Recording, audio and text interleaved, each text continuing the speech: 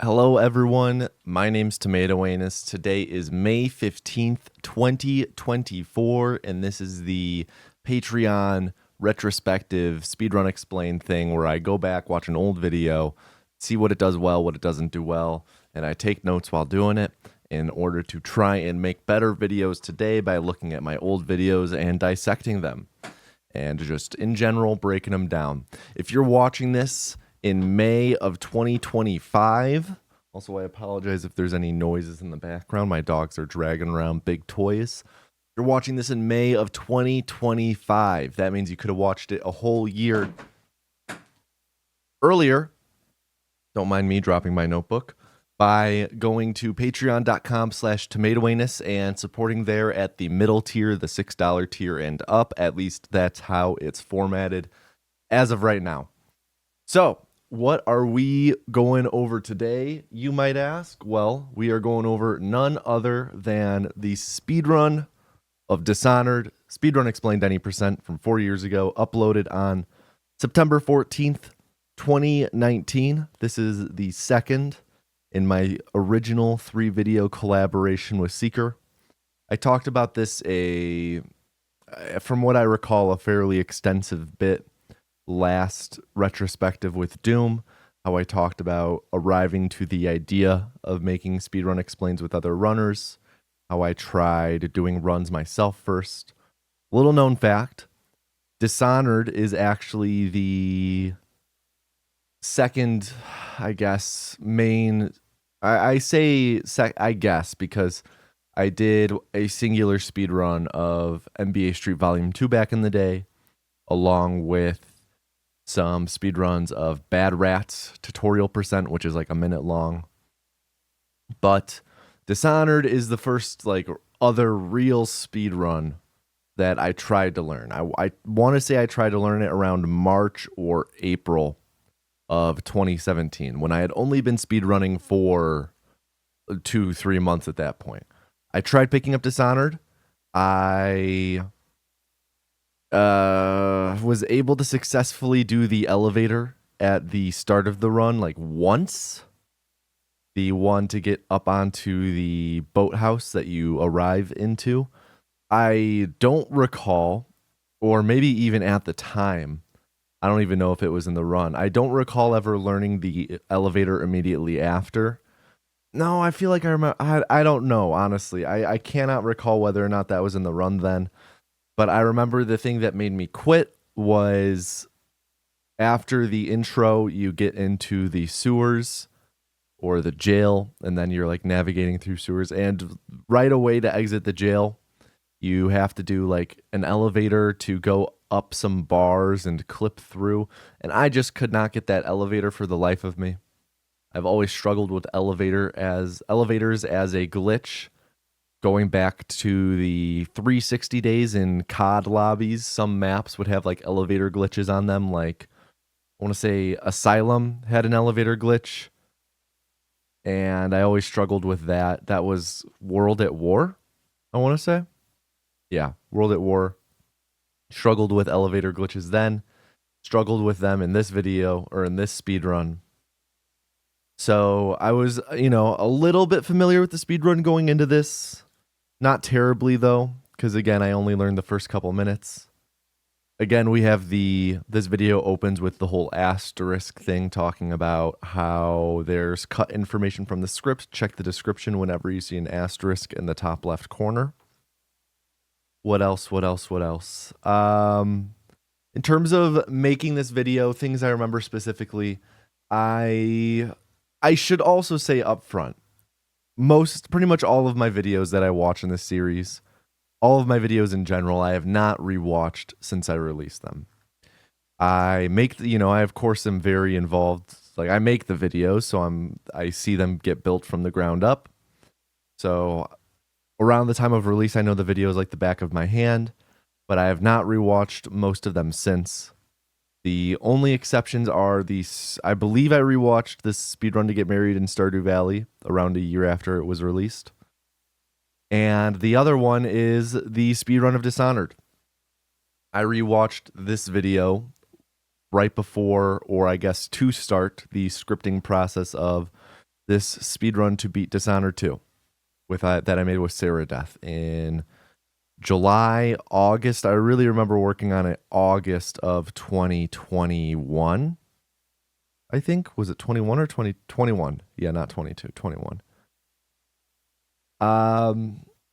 So I have rewatched this.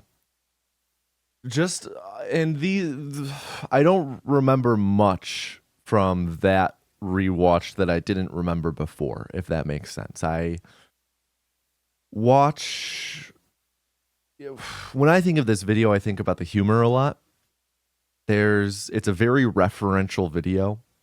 I think when I start the gag that I do often, although I think I consistently do it with, I've always done it with Fallout 3, calling the dad Liam Neeson, but calling characters in a game by either their voice actor or another role the voice actor had, which is something that I've done, I always have done. I still do. My Portal 2 video, that's one of the running bits throughout the whole thing.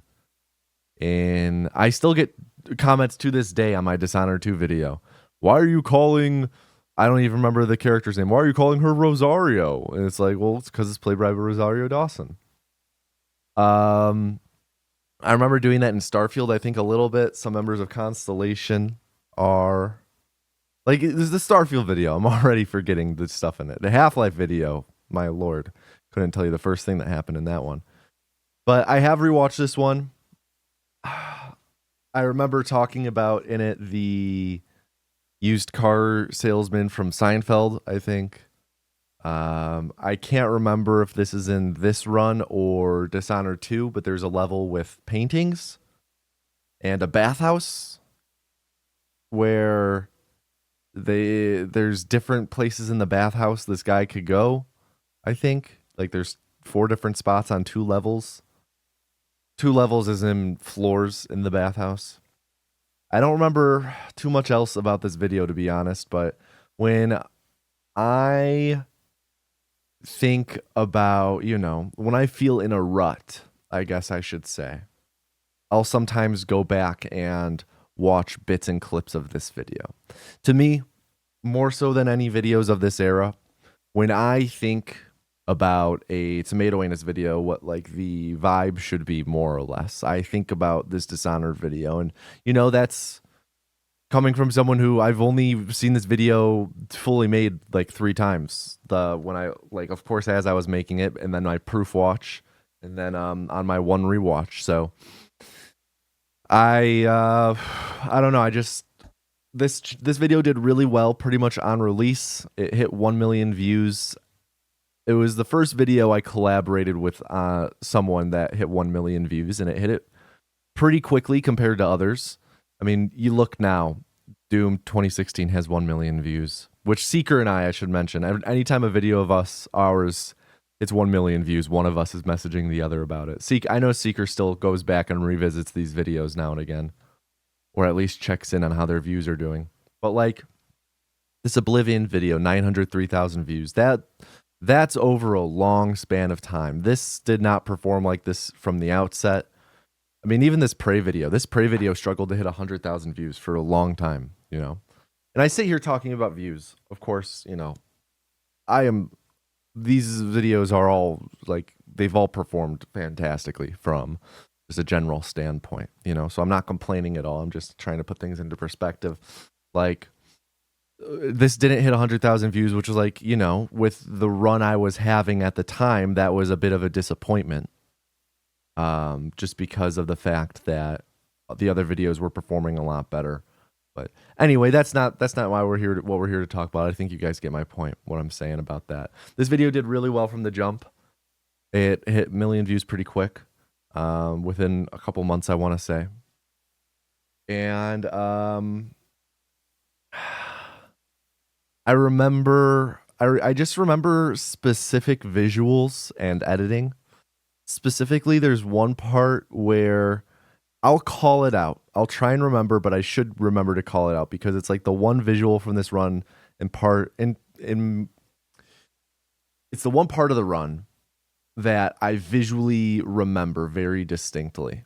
It's just an out of bounds section, and I think I remember it because I had to rewatch that one part a lot and try and figure out how to get things to fit properly. And even then, I think I had to cut a bunch of stuff and throw an asterisk on screen. So it's pretty distinct in my mind. I'll call it out. And it's not like it's anything, of note. It's really not. It's completely standard in the video. It doesn't stick out. It's not special in any way. But it is something, it's just one spot that like is really ingrained in my mind. Some other random things. This was, I think, the first time. I mean, Seeker did a lot of firsts, I should say. Seeker was a lot of firsts on the channel. Seeker has a great personality. So this was like the first time that a runner showed off something really goofy in a run. It happens again pretty shortly after with his Oblivion video with Sandy showing off the characters just goofy. The Sonic, I think, is what Sandy named the character. And just thinking of some other moments that like goofy things were showed off. I think it really starts picking up with this Mirror's Edge video. Vodium showed off a Easter egg with a giant rat that can spawn. I believe Shift showed off. I mean, this is a long run. I'm pretty sure Shift showed off some unnecessary things, or at least did some goofy things just for the meme. It was like around this time I started telling runners, like, if you have something funny or goofy you want to do, just like even if it's a detour, it loses time, go ahead by all means. Like, this is meant for entertainment. That I feel like that really started here with Seeker killing Samuel at the end of the run. Spoilers.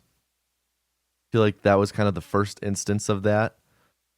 Especially because before this point, these were all like, my speedruns to be world records. So they were not as focused on the entertainment value. It's focused on the speed. But, I think it's a moment like that began, it's like the dominoes, right? That domino meme, the one small domino to the big one. And stuff like that is leading to, like, without that, you might not have Kananga showing off the spawning to, what's its name? Gornax, the final boss near the end of the game, spawning two of them. You might not get that. You might not get Ash going and getting the whatever special suit that is that you can get in Control in the asynchronous suit. That's what it's called. You might not have that, might not have random things like that. So lots of firsts with this video, lots of firsts with Seeker. But I can't think of too much else going on with like timeline for this. It's after, I remember this period of my life super vividly, and I don't know why, but I don't remember. Maybe it's just because these three videos really bleed together in my mind, as I made these in rapid succession with Seeker. I guess that's something I should also say, rapid succession. At this time, my turnaround on videos was 3 weeks. I can't remember the exact partitioning that I used to have, but I remember outlining to Seeker back in the day, like, I have a 3-week schedule. 1 week I write it, the second week I record it, the third week is like review or something like that. So these videos were really made quickly. I don't know how I did it, to be honest, because lots of research goes into these videos. At this time, I was learning all of this stuff and writing things based off of existing guides and tutorials. Nowadays, I have Discord calls with the runners where we go over everything, but this was back in the day when I just did everything solo, and the runner mostly just proof checked and provided the video, provided the speed run. And because of that,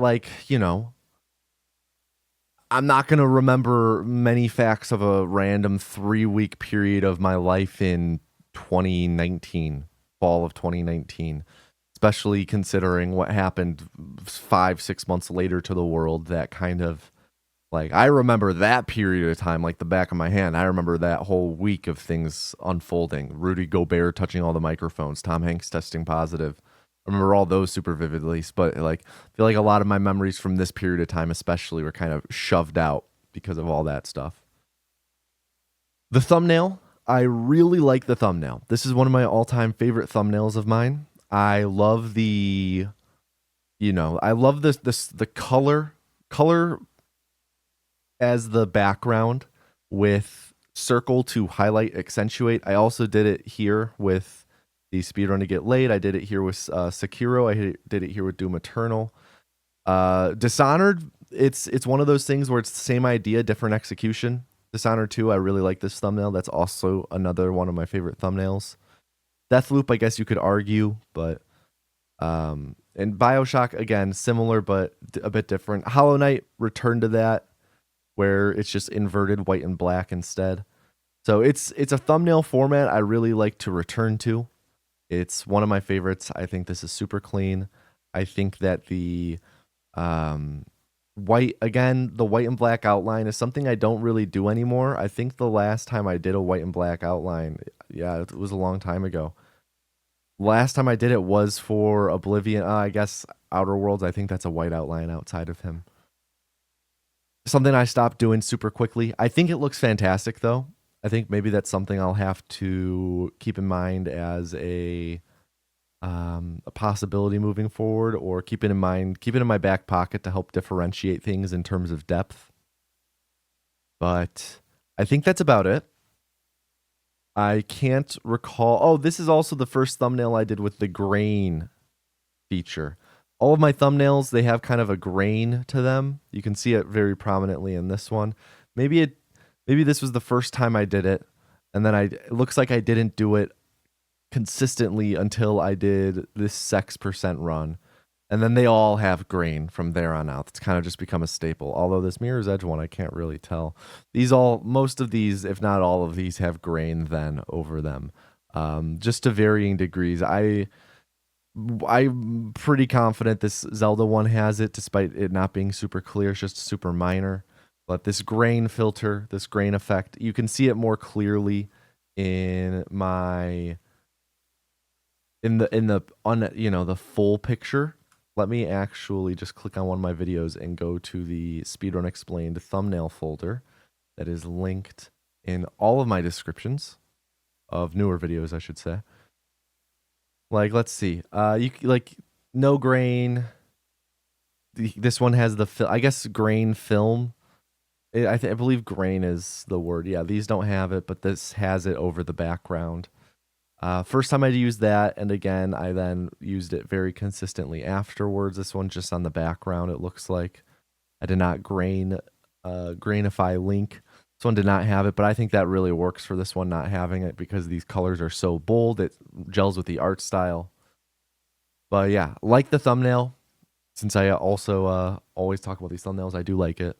But I think that's about all. All right.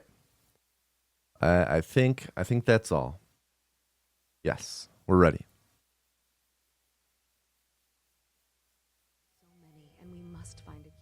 Hey guys, my name's Tomato Anus, also known as a knockoff Burger King foot lettuce guy.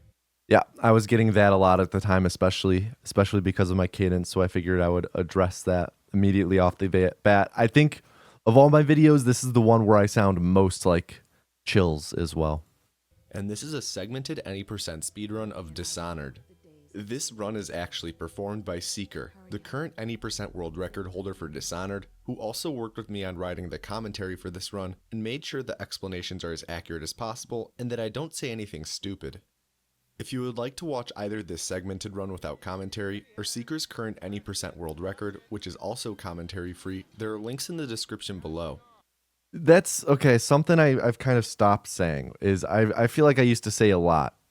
The runner helped check this to make sure it's all accurate, and also that I don't say anything stupid. I don't do any goofs, you know. And I feel like that's something I should maybe start going back to. I feel like that's something that it helps establish tone very early on, you know. And if someone came to my channel having never seen anything before, and that's one of the first things they hear. You know, a entirely, of course, the very intro being also known as whatever joke it is. Plus that, I think it really is not. Yeah, I think that really establishes tone, because you could have just the one-off joke with the name, and people may be like, "Oh, that was funny," but then, oh, it's okay, seems kind of like a serious video. But the tone is established as a lot more lighthearted up front if you have the two back to back. I guess not even back to back, but like two lighthearted things pretty early on. It's a bit more laid back in a way. It's not like we're here.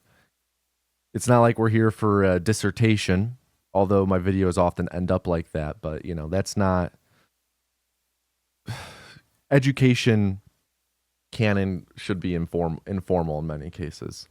So this just, I guess, a lack of formality. I think I like that tone establishment early on. Also, with this being any percent, glitches are allowed. If you would prefer to watch a run without glitches, I recommend you watch a run of the Legacy category, which is a category that relies much less on glitches than any percent. There's a link in the description to the current world record run performed by Frippic. This run is performed on version 1.2 of the game, which is a downpatched version of the game. Typically, Dishonored speedruns begin by loading a pre-made save of when the player gains control of Corvo, but due to my incessant need to ramble, this run includes the intro cutscene. Just don't be...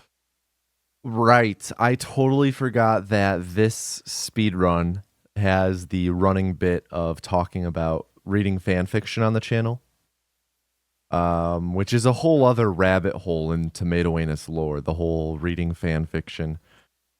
This might have been when I launched my Patreon as well. I can't remember if maybe it was this video, maybe it was Oblivion. It was around this time that I was getting going on Patreon, and I started releasing my fanfiction Fridays on Patreon instead for hitting specific tiers. It was around here. It was around here that this happened. Weirded out if you go watch another run and notice that the run begins with loading a save and there being no intro cutscene.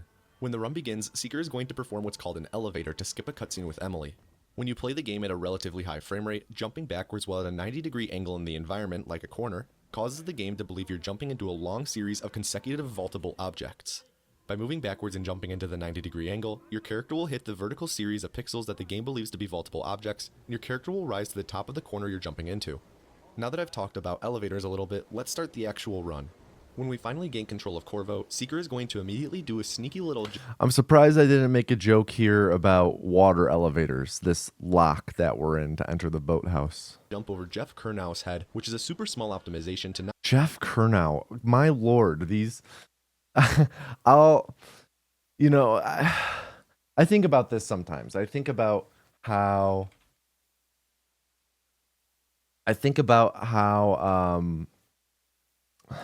You know, I just looked it up. Jeff Kernau is the name of this NPC, right? But like, I feel like most people watching this video likely don't know that, right? And this just is going into a random tangent. Something that I think about that I feel like I want to talk about now is when I like make these videos, I'm doing so much Googling to make a lot of references, you know? Like, of course, there's something there in my mind that leads me to want to make a reference, but like, I'll often sit there and I'll be like, what's the thing that kind of goes along with this? And I'll like just sit there Googling for a bit, you know? Oftentimes with looking up voice actors for other roles they're in, or like, I feel like I heard this about something once. And I'll dig into it and I'll like go down rabbit holes and I'll be like, oh, this links it back as a reference. And it's something that I like watching it now. I would and have to Google. I'm just like, man, it's even these videos are often dense with references and often I don't even know them off the top of my head. So I'm sure there's going to be several of those. I feel like those videos like that kind of come and go. I feel like this will likely be one of them. There's some other ones that kind of come to my head. Portal 2, again, has a lot of references, especially because that I wrote with a friend of mine. So I had an additional person helping inject references that I would not come up with off the top of my head if we were just like hanging out, you know? So Not get caught on I think about that as like, man, people probably think like, oh, tomato anus, that guy knows a lot of random whatever, a lot of random references, a lot of random whatever people view me as or what I reference as. But in reality, it's just a lot of Googling most of the time. Immediately do a sneaky little jump over Jeff Kernau's head, which is a super small optimization to not get caught on him, but causes a lot of resets when grinding out runs. We're then going to perform the first elevator of the run. Once Seeker rides the elevator up, he drops down onto the railing of the bridge below him, skipping the trigger that you would normally walk through that causes Emily to greet you. Shortly after, we're going to climb some stairs and jump at the top as we enter a cutscene where we greet Sokolov, as he paints a portrait of the guy who played the salesman who tried to sell Kramer a car and signed.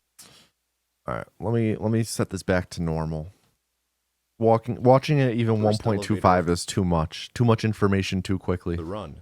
Once Seeker rides the elevator up, he drops down onto the railing of the bridge below him, skipping the trigger that you would normally walk through that causes Emily to greet you. Shortly. That, and this is nitpicking, you know, and something I've talked about a lot. Once Seeker rides the elevator up, he drops down onto the railing of the bridge below. I'm talking about this bridge that's right in front of him right now. So I feel like that probably just, and this isn't something I'm going to even note down, you know, it's not worth noting. It's something I've talked about, made notes about ad nauseum. I feel like this could have referenced, you know, I feel like I could have referenced this bridge right here because, you know, it adds just a bit more clarity. It kind of connects to the fact that he's going to ride the elevator up, and hearing after he rides the elevator up, he's going to drop down onto the bridge. If I say like, once he rides the elevator up, he drops down onto this bridge in front of him, or the bridge he's passing now, to get around the trigger.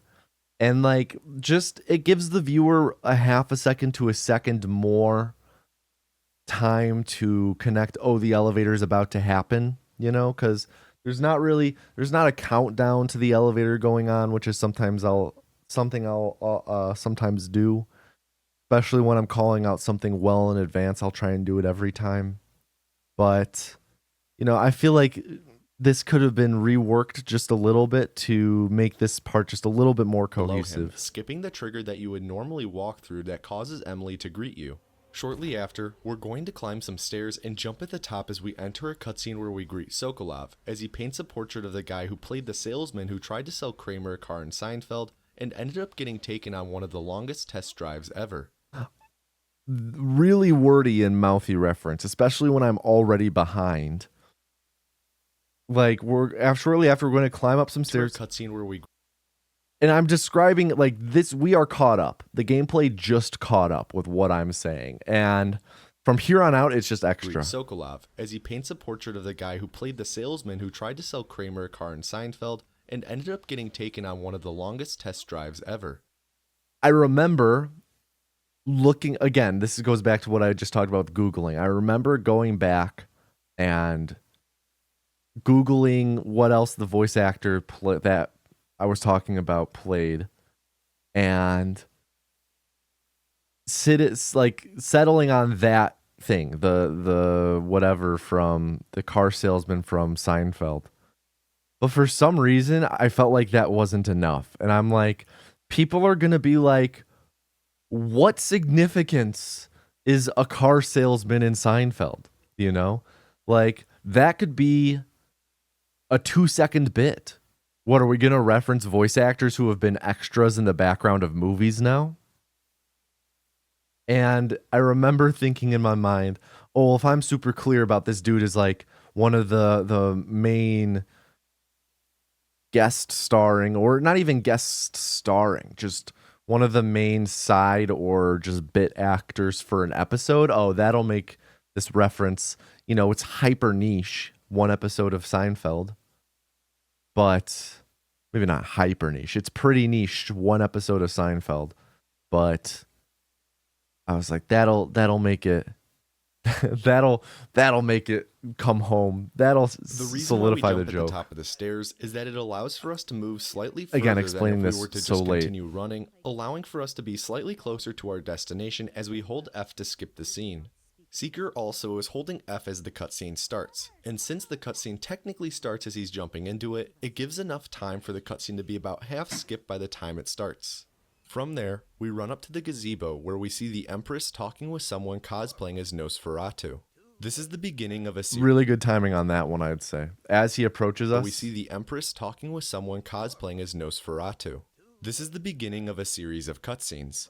The first one is relatively short, whereafter we position ourselves directly in front of the Empress and hand her a letter.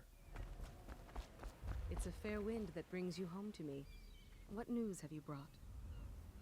After this, we run over to some shrubbery, one of which is next to an invisible wall which extends high into the sky. Here, we position ourselves and perform a... this is really good. I'm going to make a note about this. This is something I really try and do that I feel like a lot of my early videos captured well. Knowing, I don't want to say knowing when to stop talking, but knowing when to just keep an explanation brief and concise and hold off on explaining the next thing and just, letting the gameplay speak for a moment. It's bonus points if that's literal, like right here, it's literal with, the Empress. Emily's the girl, right? The Empress. I don't remember the mom's name, the Empress. Whereafter we position ourselves directly in front of the Empress and hand her a letter. Jessamine. Like, in this case, it's letting her literally speak. It's a moment of silence for me.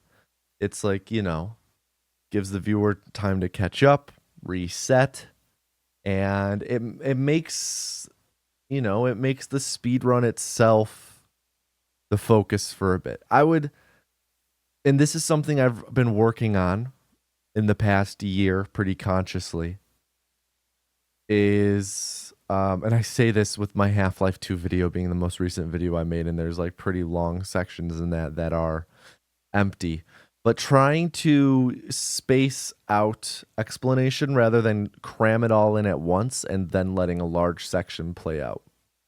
Like, if it were like 20 seconds talking, 5-second rest, 20-second talking, 5-second rest, 20-second talking, 5-second rest. I think that's a really good cadence to a video. Or even like a minute talking, 5 seconds rest, a minute talking, 5 seconds rest. But if it's like 3-minute talking, 30 seconds rest, that's, then 3-minute talking, 30-second rest. It's a bit more of a slowed tempo, it's longer lulls, it's longer explanations. It's not as dynamic in a way, there's not as much shifting going on in terms of what the viewer's paying attention to audially. Is audially a word? So I really like, this is like a perfect example of a pause that I strive to have in my videos now. It's a fair wind that brings you home to me. What news have you brought? After this, we run over to some shrubbery, one of which is next to an invisible wall which extends high into the sky. Here, we position ourselves and perform another elevator, taking us to an acrophobe's worst nightmare. Up here, Seeker waits until the 2 assassins spawn on top of the waterlock where we first arrived.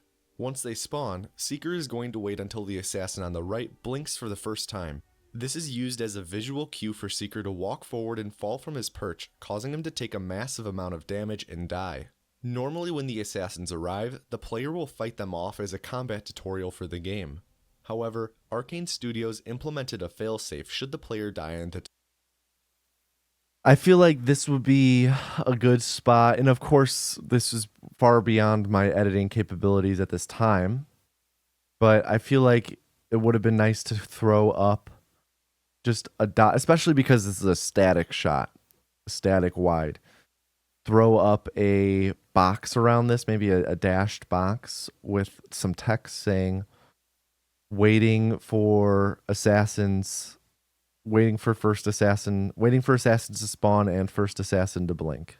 Something like that. Whatever exactly it was I said, throw the text up, throw a box up so people know where to look for. Maybe I could do it specifically right here, waiting for assassins to spawn here. then waiting for first to blink. Something like that. More concise, more, you know, less wordy than that, so the viewer isn't distracted with reading a ton of words on screen so that they can't pay attention to what I'm saying. But something along those something along those lines. Tutorial where it will automatically skip to the Maybe even just an arrow where when I say he's waiting for assassins to spawn, I can put an arrow saying assassins will spawn here and just point to right here so the viewer knows where to look and wait. Studios implemented a failsafe should the player die in the tutorial where it will automatically skip to the next cutscene as if the fight had been completed successfully. By taking enough damage to kill himself, Seeker triggers the failsafe and entirely skips having to fight the assassins. This then begins the cutscene where Dowd appears and momentarily kebabs the Empress. Get away from her!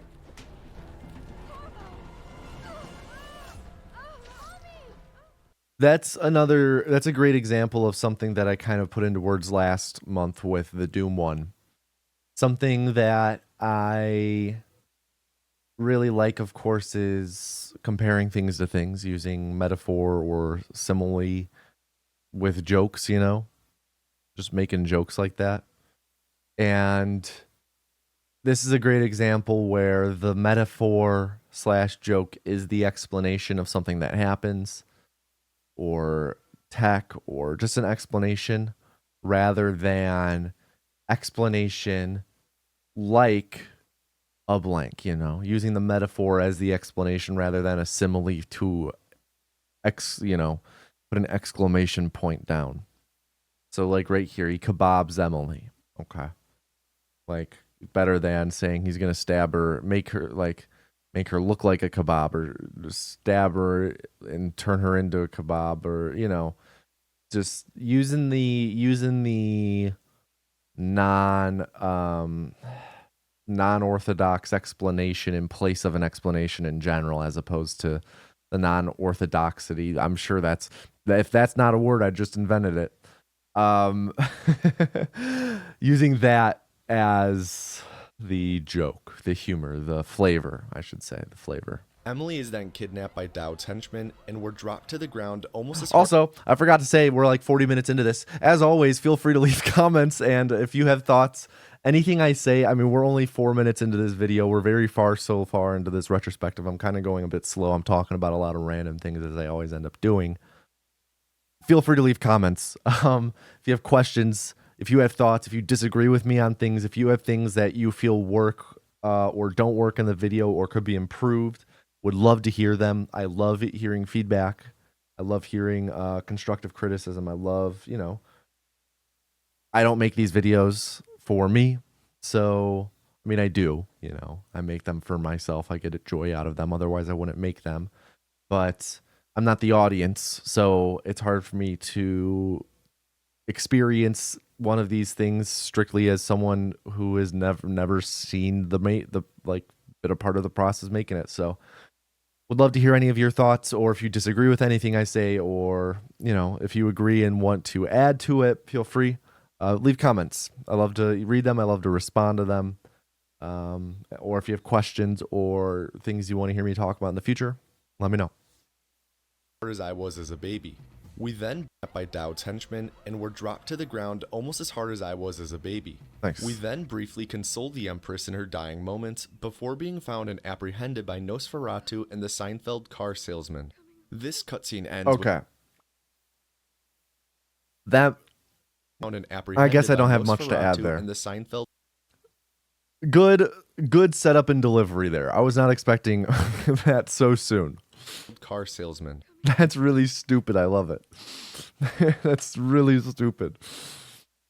Almost as hard as The I delivery was as a on that baby. was so much quicker than I thought that he was going to come back way later. I was not expecting him to Seinfeld. Okay, that's good. That's we then good. briefly consoled the Empress in her dying moments before being found and apprehended by Nosferatu and the Seinfeld car salesman. This cutscene ends with us being knocked out by one of the guards, but before he can do so, we're going to begin holding F, which is our key for skipping cutscenes. This is for a glitch called RE storage skip, or ASS for short, named after the person who discovered the trick. If during another cutscene you A lot of people And I realize I feel a sneeze coming on, so give me 1 second.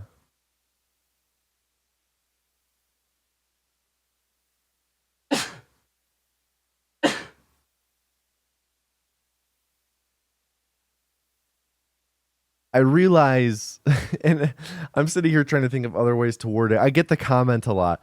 This is a glitch called RE storage skip, or AS for short, named after the person who found the skip. A lot of people took that as me calling the discoverer Ari an ass. The intention of this sentence is not that. The intention of these sentences, it was named after the person Ari, and the community calls it ass because that is ASS for short, and it's funny, you know. And I feel like I've gotten so many comments over the years about people who are like, XD named after it's called ass named after the person who did it. I'm like, well, the person who did it was Ari. That's why it's called that. Ari storage skip. You're storing the but whatever. AS for short, named after the person who discovered the trick.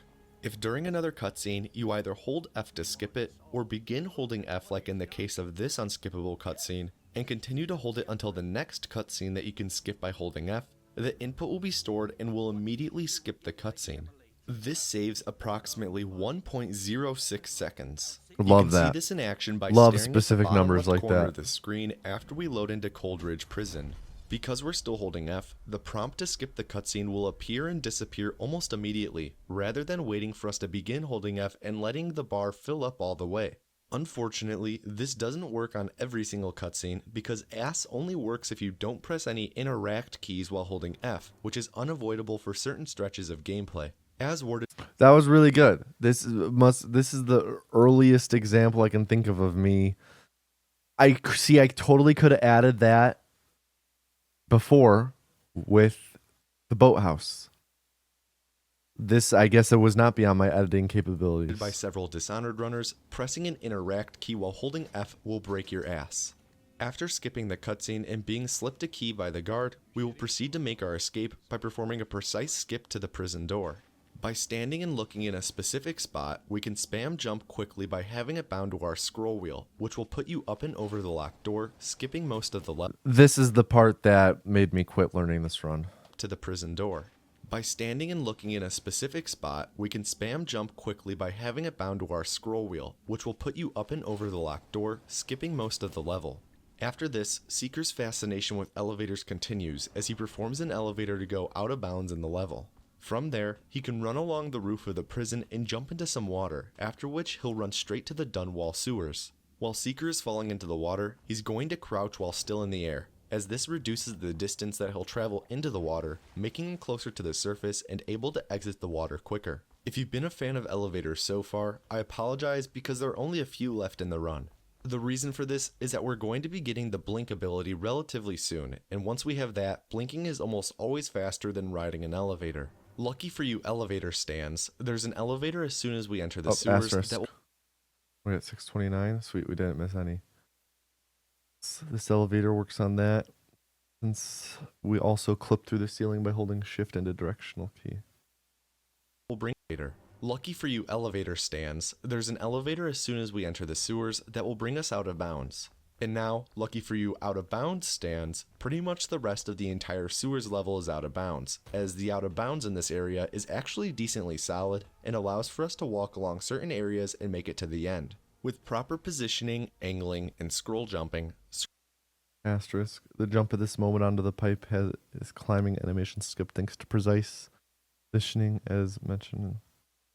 I do remember this part specifically, but I don't think certain jumps can skip the climbing animation entirely. I Along believe the it's way, like, yeah, this is the part when I mentioned earlier the part that really stuck into my mind visually. It's this part right here. we're going to perform what's called the sewers leap, which I'll call out when it's happening by putting a note on the screen. The sewers leap is a trick that's Yeah, only that. used It once was throughout just the that. whole run. While we're out of bounds, we're going to come across a Oh, high up and here. ledge that we need to be Jeez. able to climb over to progress further out of bounds. We're normally not able to climb over the ledge due to how high up it is. However, if you look towards the Yeah. I Only not able to climb There's over an the asterisk ledge coming due up, to how yeah. high up it is. However, if you look towards the building across the way, crouch, and spam the jump input with the free scrolling mouse. Alternatively, you can perform the sewer leap at 30 FPS if you don't have a free scrolling mouse wheel. Playing at 30 FPS makes the jump easier since you have to send fewer inputs at a lower FPS. Also another one. At one point, we dropped down onto a big rock. We are sure to land more towards the middle of the rock. If we land at the edge of the rock, we'll fall too far, causing us to die from fall damage. Corvo will somehow I remember be able this to reach the visually as ledge and well. perform a muscle up if you hold space, allowing us to progress further. After Sewer's Leap, we continue towards the end of the level, vaulting up and over obstacles and being precise with where we jump from in certain spots, to make certain we have enough height to climb up things. Eventually, we drop back. Geez, this is a lot of asterisks. This is too many asterisks way too quickly. Overall, all this out of bounds work saves approximately 26 seconds in the sewers area compared to staying in bounds. I was careful with my wording when I said 26 seconds in the sewer area because overall it actually saves even more time. By going out of bounds, we skip picking up both our sword and crossbow. In Dishonored, you run faster when you don't have your sword out, which was utilized in old routes by performing a glitch called swordless. Swordless was performed by pressing right-click during the sword flourish that Corvo performs whenever you put away your sword. Because we skip picking up the sword and crossbow, we never actually have the sword and never have to perform swordless. Big note. Big note. I think that relegating this information, how much time it saves, 26 seconds, I think relegating that to the description is not a good decision. I think that should stay in the video. I like to try and include how much time something saves or loses whenever possible in a video, because, that's interesting to a viewer. I understand that's interesting.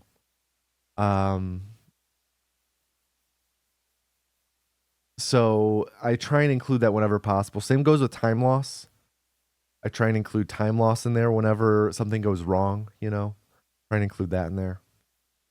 Because, the numbers are interesting. But getting back to what I said originally, this is 2 minutes. This is 5 notes with just over a minute, 4 within a minute, 5 in 90 seconds, 5 in 70 seconds. It's too much. Way too much. The viewer shouldn't be pausing and scrolling back down. If I talked a bit about last video, wow, just randomly having a hard time speaking. In the last video, I talked a bit about how I am not opposed to going back to this format with the notes in the description. And shout out to the feedback that I got on Patreon about that. Some people talking in the comments about their thoughts on that. Thank you for that. Thank you for commenting. I did read your notes, and I'm keeping in mind what you guys said. If having heard additional feedback, I'm not sure if the notes are something I would return to. I think there might be ways to do things. If I did, though, I would definitely not want to relegate how much time save a skip or an out of bounds section saves. It's like cooking dinner and leaving one of the best parts of the plate on the cutting board, One of the best parts of the dishes stays on the cutting board. Back in bounds and turn around to hit a trigger before we continue, and we'll be able to reach the ledge and perform a muscle up if you hold space, allowing us to progress further. After Sewer's Leap, we continue towards the end of the level, vaulting up and just over way obstacles too many and being notes in precise rapid with where succession. we jump from in certain spots, to make certain we have enough height to climb up things.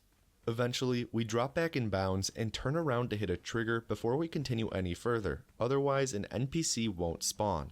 All you elevator and out of bounds stands are idiots, because this NPC is who we should truly all stand for. Got him. That NPC is Samuel, who is the only NPC that gives Vega from Doom a run for his money. Samuel. Interesting. Interesting for a couple things. Funny segment. Funny.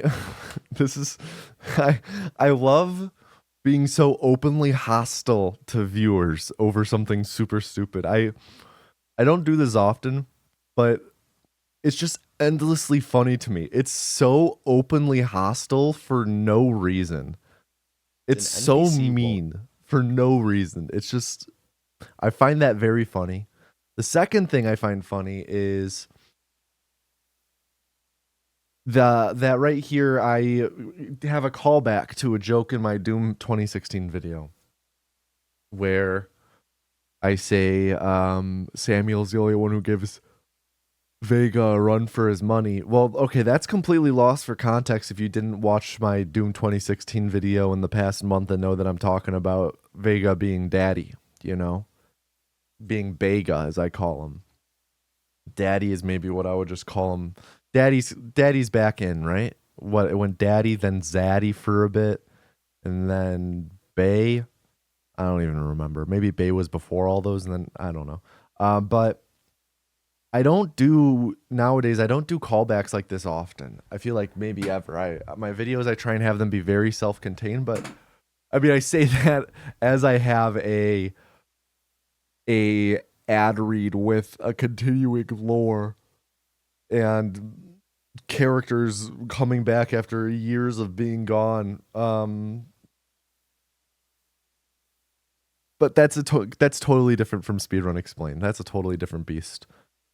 It's interesting with these videos being so self-contained, having referential humor to other videos in the series. I'm not sure how I feel about that. That's something that I would be interested to hear.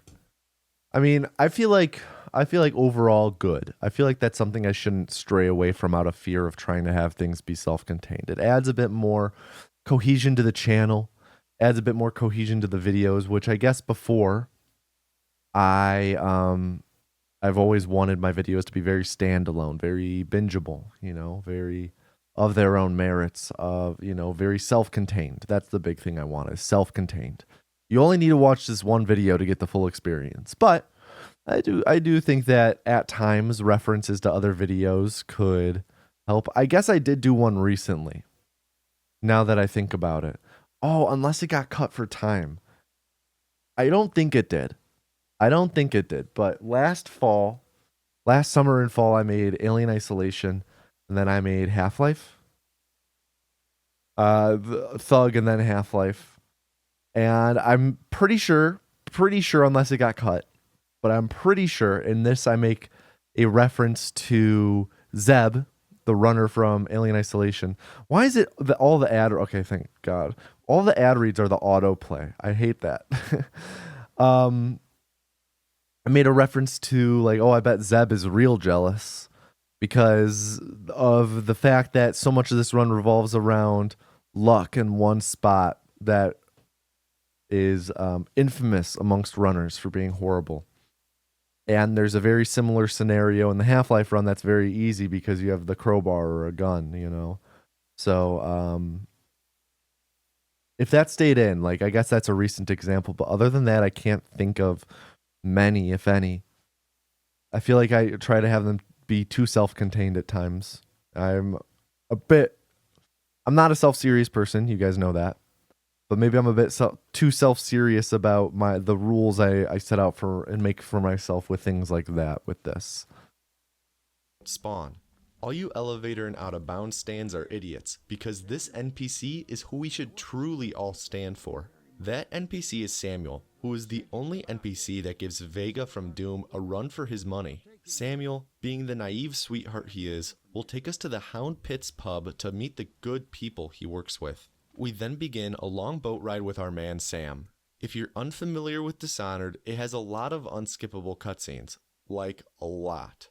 I put out a poll on both Twitter and YouTube asking how we should spend the time during the cutscenes in this video, with the options being, let the cutscenes play out without commentary over them, fast forward through the cutscenes, or read a fanfiction during them. Unfortunately, reading a fanfiction won. However, after trying for a bit to make it work, I just couldn't find a way to actually incorporate a fanfiction into the video and have everything else fit and flow nicely. So instead of reading a fanfiction to you about Pumbaa and Timon from The Lion King hooking up, I'm just going to be fast forwarding through the cutscenes whenever applicable. When we arrive at the pub, we immediately head inside to speak with the It's like, don't get me wrong, I love that segment. I think it's funny. I totally didn't get cut off for a phone call. Totally did not happen. Because I have an eye doctor appointment tomorrow and totally didn't have to give them insurance information. But this is, don't get me wrong, I'm glad this bit is in there. And I think it's funny to have me ramble on like this about how to spend this time and then just it settling on, I'm going to fast forward through them all, by the way. And I just didn't go ahead and fast forward through this with text that says fast forwarding through unskippable cutscenes. Like, it's so needless, but I love it. When we arrive at the pub, we immediately head inside to speak with the totally not suspicious Havelock and Pendleton. Fun fact, Havelock is voiced by John Slattery, who plays Roger Sterling in Mad Men and also Howard Stark in the MCU. When we enter the cutscene with these two dudes, we set up our ass that we'll then use to skip a cutscene with Piero. Yes. Piero's as much an artist. The running bit of ass, I remember now. Like, we're going to hold our ass. We're going to try not to break our ass. Good running bit. After skipping the Piero cutscene, we grab some oil for him and skip the cutscene where he gives us back our mask, setting up another ass. We then speak with Piero and do some quick dialogue skips, and the screen begins to fade out. As the game is fading out, we scroll the mouse wheel to enter a ton of jump inputs, so that a jump input is entered on the exact frame that we transition to the loading screen for the void. If done correctly, when we wake up in the next section, we warp into the void right away at the origin point coordinates, hitting the trigger to unlock your blink power. This saves about 10 seconds, and begins a cutscene where we meet the Outsider, which is promptly skipped thanks to our ass. After we speak with the Outsider I get so much mileage out of that. when the run starts to get really fun, thanks to now having the ability to blink. While Seeker blinks around in this segment and for the rest of the run, he is being very cognizant of where he is blinking to in terms of his height off the ground. If he blinks to right above the ground or whatever he will land on, when he lands, he won't take damage and there will be no bracing landing animation. However, if he lands a little bit higher, while he still won't take damage, there will be that landing animation losing a little bit of time. Going even higher, like if he blinked really high up, he would both take damage and perform that landing animation, losing time. Luckily though, there's a sweet spot in terms of height that he will sometimes blink to that's referred to as a damage cancel. When you fall from that sweet spot height, you'll take damage. What are we at? 10:30? Oh, great. There's a bunch coming up in the next few minutes. When we reach the end of the void, we grab the room, but rather than use it to level up an ability right away, we press escape and save using it until we exit. So we can use the rune to level up agility.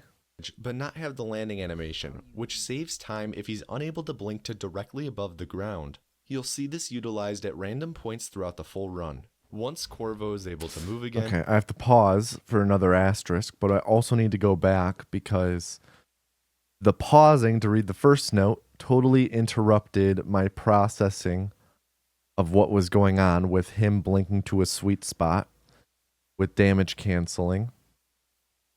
Totally missed that. We're also to blink over the wall of light with a precise blink, a little too far to the left or too low and you die from it.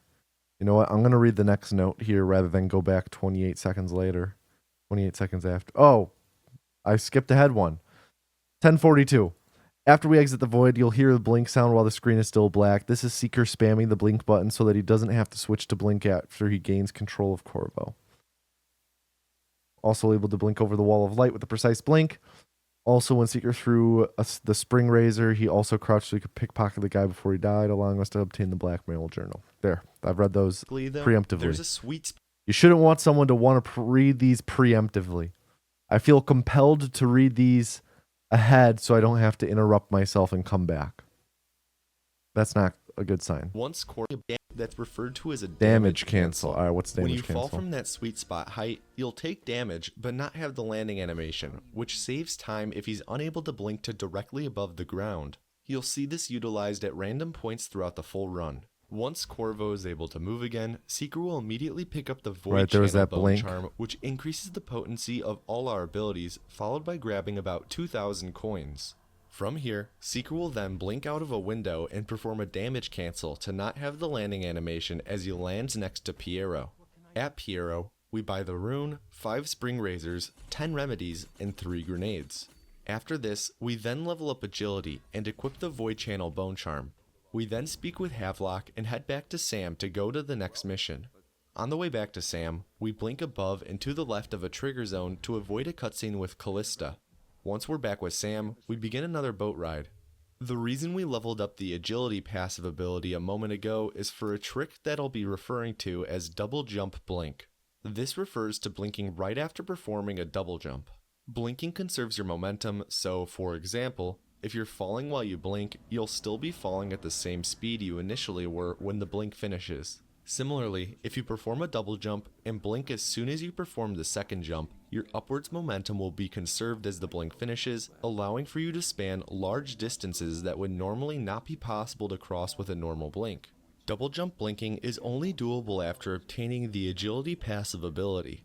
Double jump blinks are the most optimal way to navigate through many levels, since it allows for us to blink as soon as possible after our first blink. A handful of blinks in the upcoming level are actually double jump blinks, so be on the lookout for them. Throughout each level in the game, we're going to be using a lot of mana since we're going to be blinking so much, which means that we're going to be using our remedies to regenerate mana a lot, which means we need to get more remedies pretty often. Thankfully, remedies are scattered all throughout each level, allowing for us to that quickly blink pick looked them really up while we're precise. blinking around. In this level, we pick up 2 right away, along with a rune that's next to the second remedy. The goal of this mission is to kill the guy who played the car salesman in Seinfeld, which we'll be doing shortly with one of the spring razors we bought. We'll get into the building pretty quickly with blinks and double jump blinks, but in order to get into the room that the guy is in, we're going to perform what's called a slip clip. I'll fully explain what a slip clip is in a second, but for now, it's how Seeker is moving through Wow, the door that was really without smooth. opening Did he After us phasing pickpocket through a wall blackmail and journal throwing a too? trap at the guy's feet goes unnoticed, we slip clip out of the room, grab a rune, and then slip clip out of bounds to access a door on the floor below us that will bring us out of this area. On our way back to the boat, we notice what a slip clip is in a second, but for now, it's how Seeker is moving through the door without opening it. After us phasing through a wall and throwing a trap at the guy's feet goes unnoticed, we slip clip out of the room, grab a rune, and then slip clip out of bounds to access a door on the floor below us that will bring us out of this area. You know, nowadays I would have just paused, right? Nowadays, because I haven't explained what a slip clip is, you've only seen one, right? Nowadays I would have just paused and explained it in advance. But I am a fan of what I did here, where I said, I'll explain this in a bit. This is it. You've seen it. You get the gist of it, what it looks like. I'll explain it in a bit. If you're watching this, I would very much care to hear your feedback. I'm formally requesting comments on what your thoughts are on, for example, the slip clip. If this works, how well does this work for you? Would it have been better if I had paused here and explained how slip clipping works in depth, explain what it is, the tilting through the wall, the blinking to the out of bounds place you're looking at? If I had paused and explained it, or slowed down and explained it, rather than explaining it during a slow period later on, hopefully it's soon, assuming I explain within the next couple minutes, especially because slip clipping is a pervasive piece of tech. It's all throughout the run. We're going to be seeing it a lot.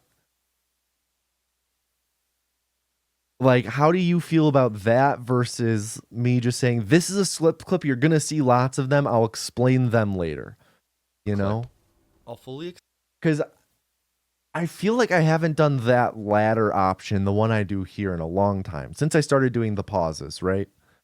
But I do like it because it keeps the flow really nicely, it's pretty true to the original inspiration for this format of GDQ runs, live speedrun commentary, where you don't have the time to stop and explain, so you find time later on. And I do think the big asterisk, one that you would need to scroll to the description to read, is that this only works when it's a piece of tech that, like I said, is pervasive. You see it throughout the whole run. It's something that isn't just a one-time thing. It's not like I'm explaining a skip 10 seconds after it happened and you're never going to see the skip again, so you'd need to rewind to see it. but something that I specifically call out and say, you're going to be seeing lots of this. This is what it looks like. This is what it's called. I'm going to explain it later. I personally really like that. I really like that ladder as an option, that ladder option as a choice.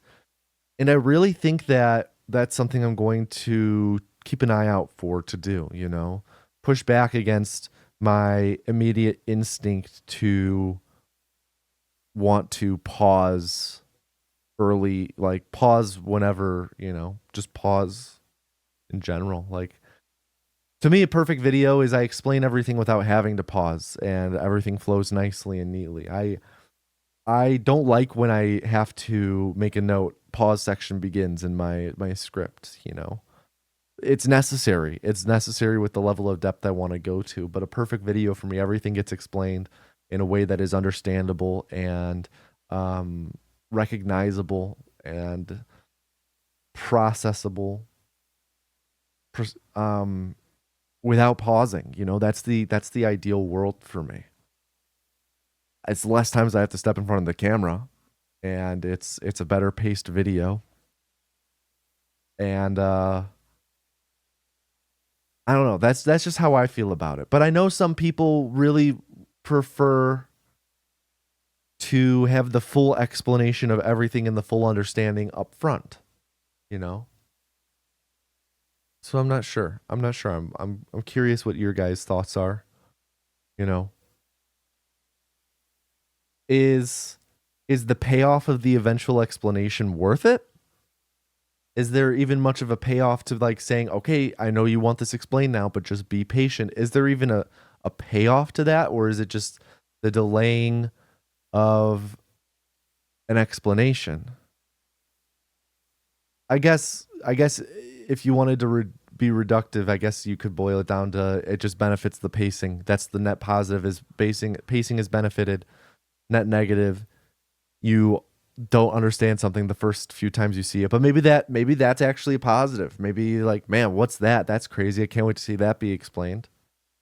You know, the more I talk about this, the more I ramble about this right now, the more feel like I'm convincing myself that I should look for opportunities to eliminate pause sections and rather fill dead air later with explanations. But then that gets into, okay, well, most speedruns have at least one slow period of at least 30 seconds.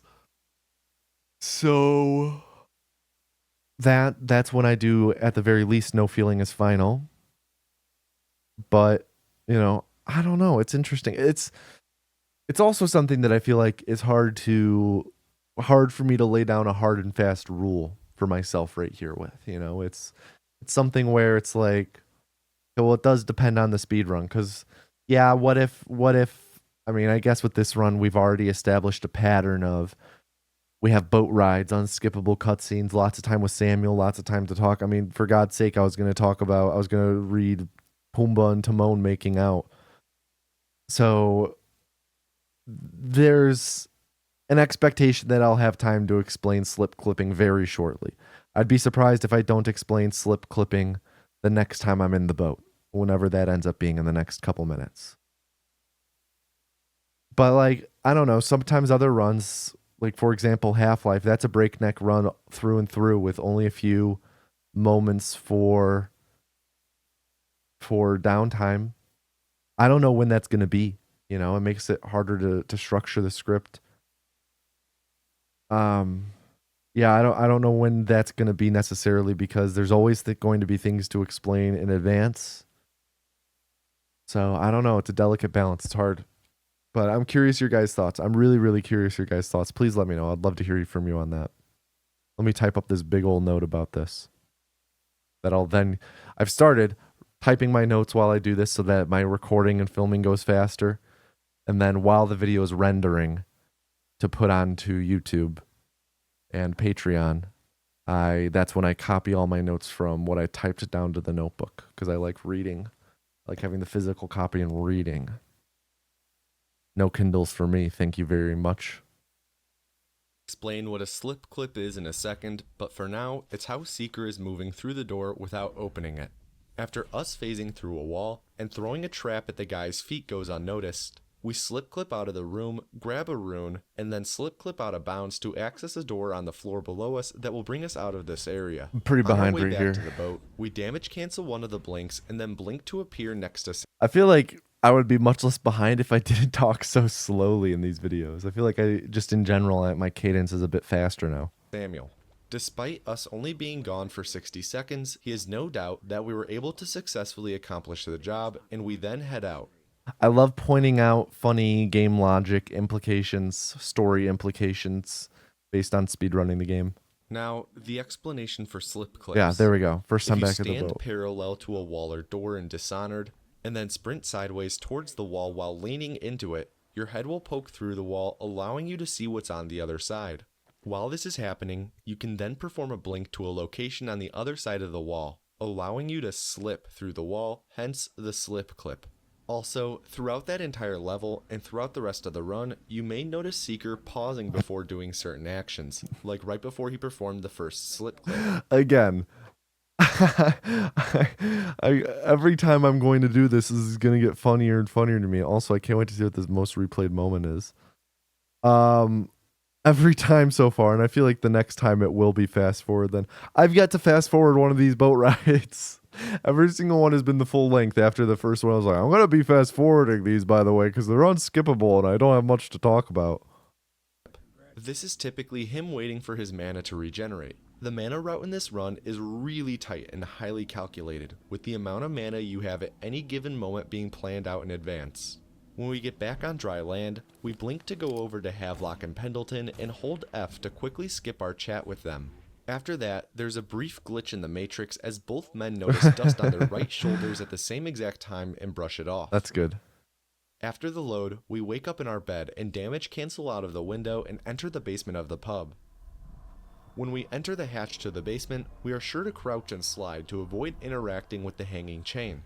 The door in the basement is locked, but by standing and looking at a specific spot and leaning to the left, we're able to grab the key that's on the other side of the door and progress forward.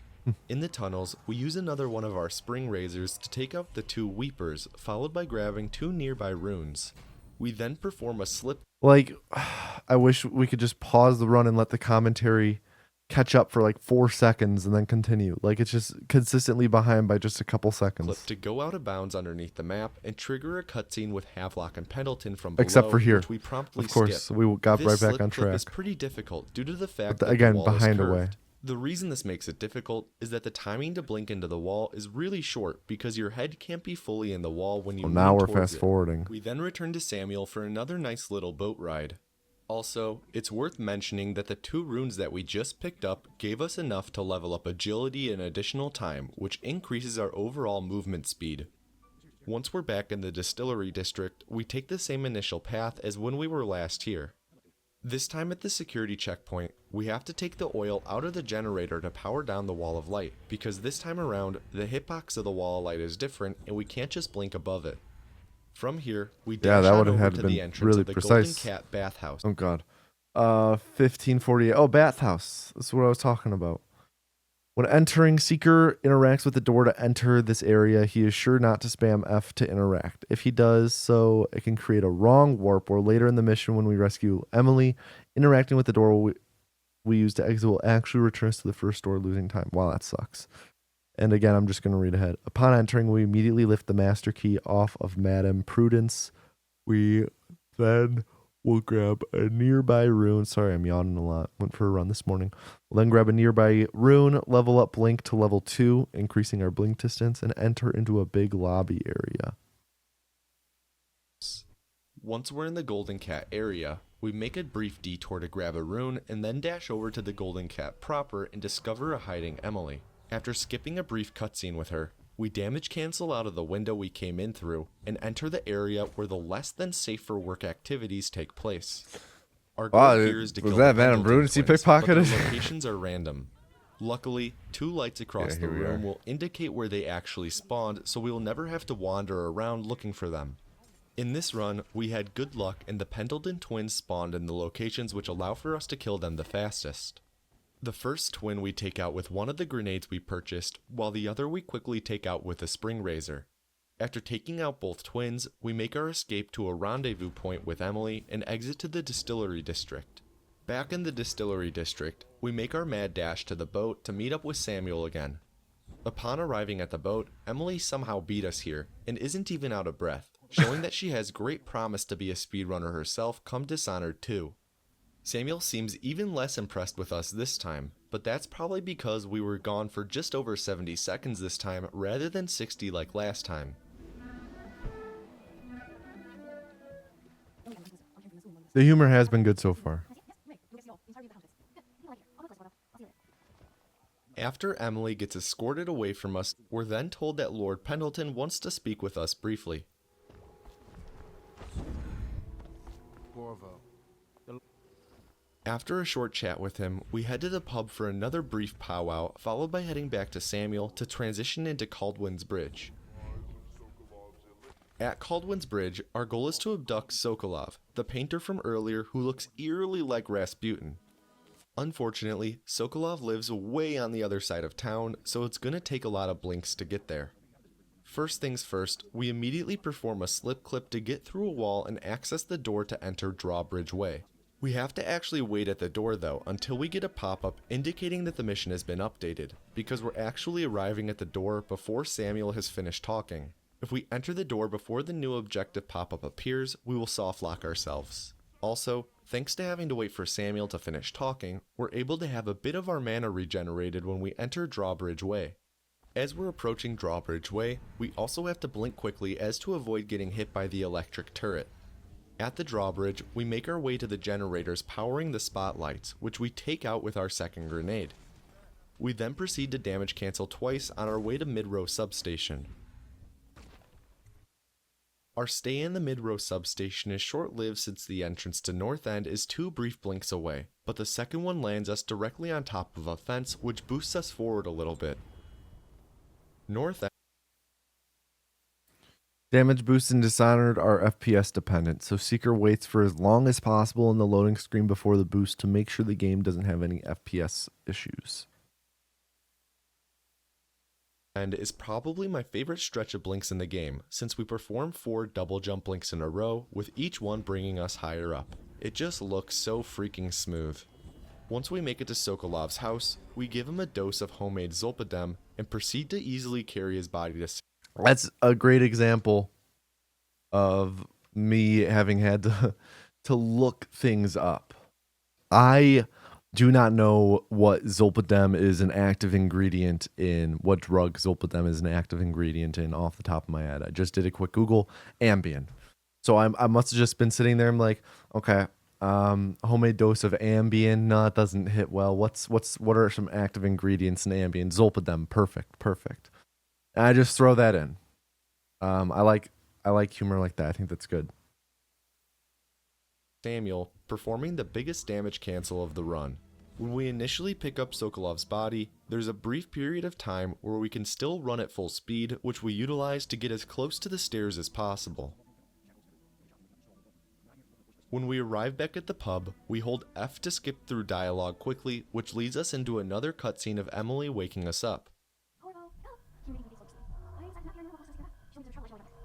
Once we fully wake up and hide our morning wood, we damage cancel our way outside my and link over lord. to Sokolov. Okay, I need to just... Fully wake up and hide our morning wood, we damage cancel our way outside and blink over to Sokolov, who we briefly interrogate. So out of pocket. After we skip the initial cutscene with him, we continue to hold F to perform our ass on the second cutscene with him.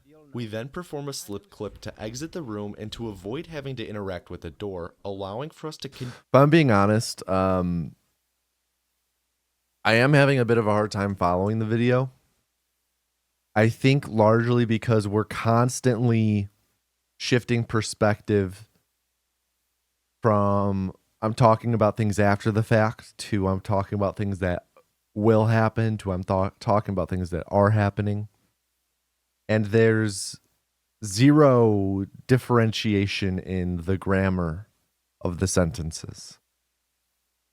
It's all present tense. It's all present tense. We have to do this. We do this. We do that. We do this. We jump. We double jump link It's never we did, we jumped, we opened, we will, we are going to, we have to, he's going to. It's none of that. So it's hard to know, like, okay, wait, is this what I'm looking at? Okay, no. Is this, oh, I have not seen this. Oh, it's about to happen. You know, we have to kind of go through that mental checklist. And this is something that, like, I don't know when it is. I do not know when it is. I hope it's soon. I really hope it's very soon in these videos, but very early. I guess it's not, I don't even want to say very early on. At some point, I started really focusing on changing the tensing of things so that it lines up. So, like, it's not something that's really an issue in my mind, at least, anymore. But really big issue back here until I started really extensively rewriting the scripts as I wrote them to change the tenses and just better align with the gameplay. Continue holding our ass and skip the first cutscene with Pendleton. Fittingly enough, this ass-to-ass section is typically referred to as double ass. Once we make it to the estate district, Nice. we perform 3 double jump blinks to get onto the Boyle estate property and blink over to Lord Shaw, to whom we deliver a letter from Lord Pendleton. We then double jump blink up onto the balcony and enter the Boyle estate itself. During the fade in here, we can actually move, allowing for us to progress a little bit while the screen is still dark. This section has a bit of luck involved, as our target is Lady Boyle and there are 3 Lady Boyles in attendance at the party and we have to kill the correct one. Thankfully, the first one that we kill with a spring razor was the correct one, as confirmed by the letter that we grab afterwards by poking our head through the wall. Upon exiting the estate, we then blink a few times to make it back to the river and See, this is what I was rejoin just Samuel talking at the about. boat. After exiting the estate, we then blink a few times. That already happened, you know. To fast forward through some more cutscenes. When we arrive back at the pub, we blink up to Lord. And then immediately when we arrive back at the pub, like, there are some qualifiers on these when we exit. It's like, okay, so that is in the past. When we arrive back at the pub, we blink up. But you guys see what I'm talking about. It's all present tense. So without, when shit is going on quickly and I don't have the time for these qualifiers, when I'm talking about blinking patterns and slip clips and all of these things, it's hard to keep track of exactly where the commentary is and what it's talking about. Pendleton and have a brief chat with him about the late Lady Boyle, and he informs us that Mr. Stark has something planned for us to do next.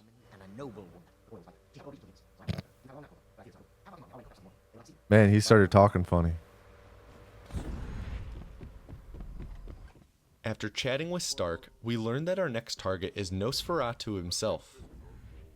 Equipped with this knowledge, we head back to Samuel and make haste for Dunwall Tower, and we can continue to fast forward more cutscenes. Once we arrive at Dunwall Tower, we park ourselves outside of the waterlock where the game originally began. Here, we blink up the cliff face and perform an elevator to climb up the waterlock building. Once we're on top of the building where we originally saw the assassins that killed the Empress, we perform an enormous double jump blink with an additional blink and damage cancel thrown in before entering Dunwall Tower proper. Our stay in the tower is short-lived, however, as the only reason why we had to enter was to alert the guards, as otherwise the Lord Regent will not go up into his room. Once we're back outside, we blink up to a ledge and sadly perform the final elevator of the run. Seeker then relives his Call of Duty glory days and throws a random frag across the map to kill the Lord Regent, who surely is complaining to his friends in his Xbox Live party about what he's seeing on his kill cam. We then make our quick retreat back to Samuel with a couple damage cancels and double jump blinks, only to find that Samuel is unimpressed that we were gone for 50 seconds. When Seeker threw the nade, he was sure to cook it for just the right amount of time so that the grenade landed directly on top of a wall of light that was protecting Nosferatu and exploded right in front of him. If the grenade wasn't cooked for long enough or was cooked for too long, then Nosferatu wouldn't die from it. When we arrive back at the pub, we begin paying our respects as the boat ride ends to set up our ass. Emily opens the door for us when we enter the pub so our ass is maintained properly, allowing for us to skip the first cutscene of the party. After we begin holding F again to skip the second cutscene of the party, we prepare our ass again for another upcoming cutscene. When we leave the party and blink up to our room, Corvo begins to feel nauseous and collapses. This is when we initiate our ass and skip the first cutscene quickly and then manually skip the second one where Samuel checks to see if we good. When we skip this cutscene, we continue to hold F to prime our ass in anticipation for the last one in the game. It's at this point where we begin the longest cutscene in the game, where we finally meet Dowd, the man who killed the Empress, face to face. During the entire Interesting. 2-minute and the man who killed the Empress. It's better line in the description. I wonder if I just never caught that. If this is what I had in the script. Oh, I guess actually I was censoring the scripts a lot. The censoring of this is better than the actual line. Should have kept it as kebabbed. Face to face. During the Really should entire have kept it as 2-minute and kebabbed. 14-second cutscene, we hold F to keep our ass loaded, all to save those sweet 1.06 seconds at the end of it.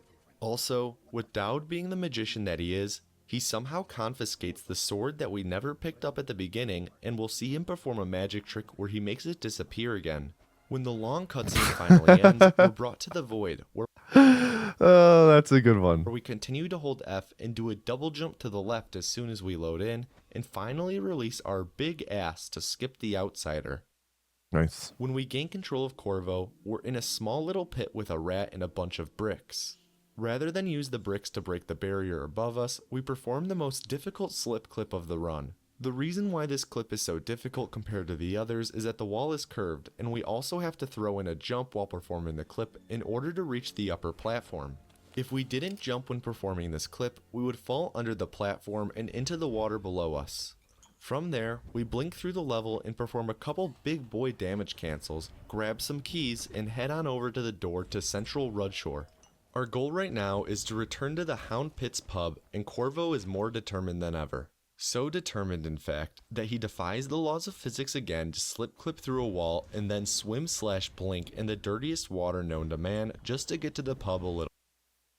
Asterisk. I swear, if this asterisk isn't me saying a joke about the dirty water, I'm going to be disappointed. The water in this section isn't actually everywhere in the out of bounds. If you go a bit lower than where Seeker is, you'll fall into the void and die. Damn. I was hoping that as a joke, the final note of the run would have been just like, okay, the water maybe isn't that dirty, or some joke about the dirtiness of the water. That would have been a good final note. Little faster. Seeker isn't quite done swimming in filth water just yet though. When Seeker exits the tunnel, he's going to be doing several double jump blinks to get through Central Rudshore as quickly as possible. At one point, he double jumps off of a platform in order to hit the sweet spot for fall distance to perform a damage cancel. After navigating through Central Rudshore, we enter the door to the Old Port District outskirts. After loading in, Seeker immediately turns around and performs a slip clip through the thickest door in the run. He then will dive headfirst back into the grimy water. After he lands in the water, he quick saves and quick loads, which lowers his FPS to 1. This causes for us to reach the end of the waterway immediately.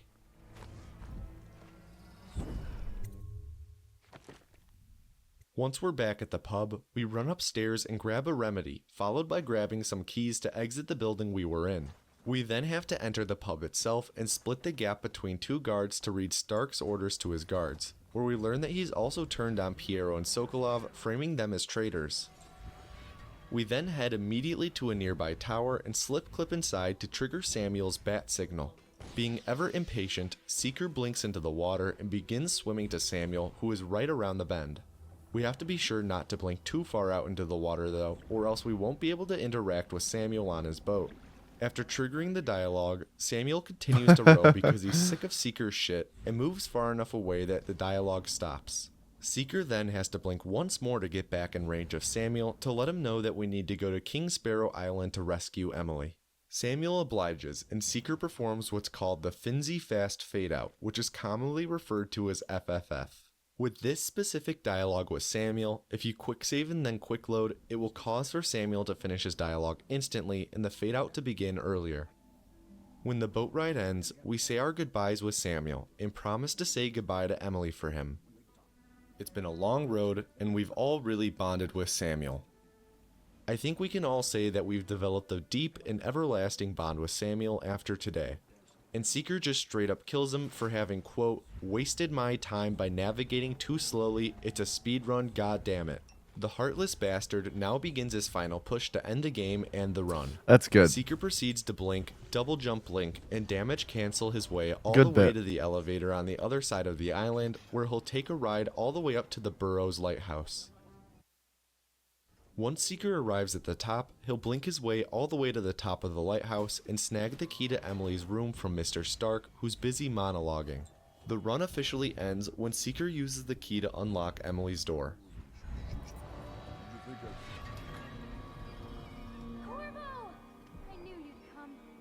If you managed to make it to the end of this video, I'd like to say thank you for sticking around from both myself and on Seeker's behalf. I highly encourage you guys to drop a follow for Seeker if you haven't already. He truly is an amazing human being and also one of the most skilled speedrunners I've ever been able to watch. Without him, this video wouldn't have been possible. Facts. On a side note, I'd also like to say thank you for the support you've all shown recently, especially as we slowly transition away from strictly Fallout content on this channel. We recently passed 75,000 subscribers, which honestly has left me at a loss for words. When Crazy. I first started making speedrunning content, I didn't think 75 subscribers would Actually be a crazy. possibility, let alone 75,000. Still holds I true. just wanted to say thank you for your continued support, and I appreciate you immensely. Yep. Going forward, I plan on continuing to make speedrun videos on other speed games like this one on Dishonored and our last video on Doom 2016. If you have any suggestions or recommendations for speedruns you'd like to see covered, please leave me a comment below. Anyways, that's all for this video. I hope you enjoyed. Until next time, I've been Tomato Anus, and I hope you have an above average day. Very nice. Very nice.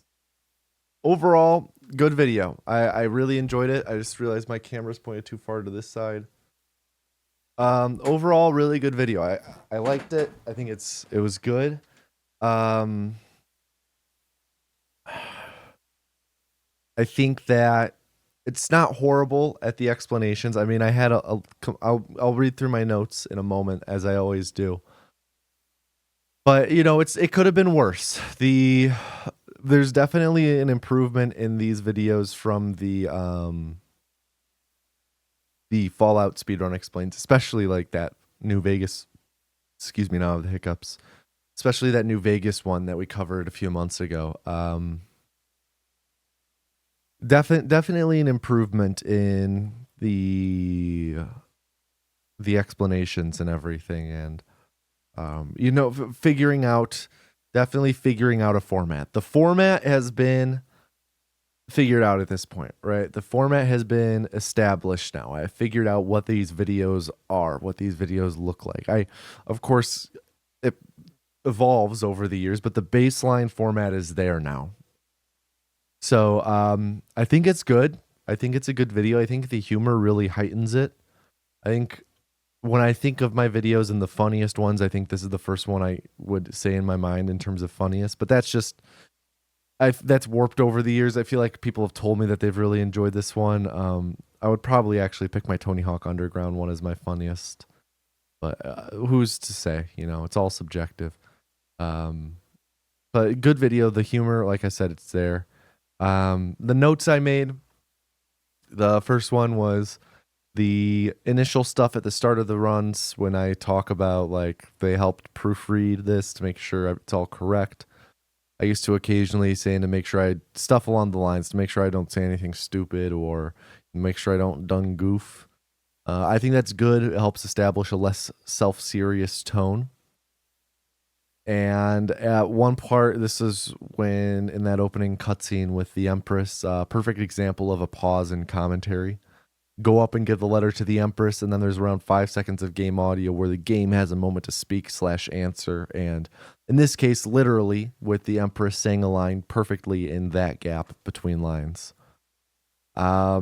Relegating important information to the description, e.g., how much time something saves, is bad! Exclamation point. Notes in the description could be good, but you shouldn't lose out on valuable info like that to it. Way too many note asterisks in rapid succession, 5 in 65 seconds! Exclamation point. And then just a note to myself, be a bit less self-serious with self-contained. You can have running jokes, you can have callbacks to other videos. I think that would be good. And then also just a random side note, being openly hostile, albeit jokingly, to the audience is hilarious. Like, especially over something super small. And then the last one I have is the biggest note. There was no time to explain slip clipping before it happened. So more or less said, this is what it looks like. This is slip clipping. I can't explain it now. I'll explain it later. And I made a note that this feels like it only works if, one, this is not a one-time piece of tech that is come and gone. It's a piece of tech that is pervasive and will be used throughout the run. And two, the spare time to explain it isn't too long after so that it feels irrelevant or too delayed to where you forget that it was even brought up. Those are my notes for this. This was a really enjoyable one to watch back. Like I said, I'm so excited that we're now in this stretch of videos. And I've been really looking forward to watching this one. I think this was the first, like, of course I was super looking forward to getting to this Doom one, but I think this Dishonored one is the first one in this, and it's like, of this first batch, I would say before Mirror's Edge, this is kind of like the first iteration of my like Speedrun Explained series, away from Fallout, of course.